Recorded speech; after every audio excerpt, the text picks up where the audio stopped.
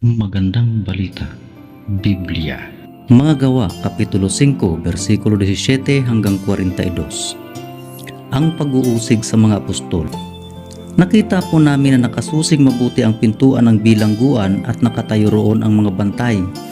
Ngunit nang buksan namin, wala kaming nakitang tao sa loob. Nang marinig ito, nabahala ang mga punong pari at ang kapitan ng mga bantay sa templo. Hindi nila maubos maisip kung ano ang nangyari sa mga apostol. Siya namang pagdating ng isang taong ganito ang sabi, "Tingnan po ninyo ang mga lalaking ipinakulong ninyo ay naroon sa templo at nagtuturo sa mga tao." Kaya't pumunta sa templo ang kapitan kasama ang kanyang mga tauhan. Kinuha nila ang mga apostol, ngunit hindi sila gumamit ng dahas sa pangambang baka pagbabatuhin sila ng mga tao. Iniharap nila sa kapulungan ang mga apostol at ang mga ito'y tinanong ng pinakapunong pari, "Hindi ba't mahigpit namin kayong pinagbawalang mangaral sa pangalan ng taong yan?" sabi niya.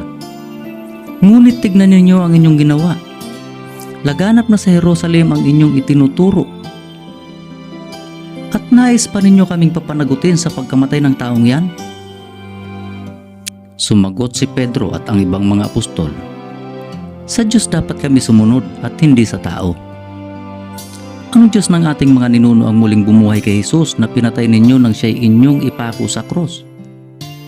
Iniakyat siya ng Diyos sa kanyang kanan bilang tagapanguna at tagapagligtas upang bigyan ang mga Israelita ng pagkakataong magsisi at tumalikod sa kasalanan, at nang sa gayon ay magkamit sila ng kapatawaran. Saksi kami sa mga bagay na ito, kami at ang Espiritu Santo na ipinagkaloob ng Diyos sa mga sumusunod sa Kanya." Nagngit-ngit sa galit ang mga bumubuo ng kapulungan nang marinig ito at nais nilang ipapatay ang mga apostol. Ngunit tumayo ang isa sa kanila na ang pangalan ay Gamaliel, isang parisiyong guro ng kautusan at iginagalang ng buong bayan. Iniutos niyang ilabas muna ang mga apostol at pagkatapos ay nagsalita, "Mga kababayan, isipin ninyong mabuti ang gagawin ninyo sa mga taong ito.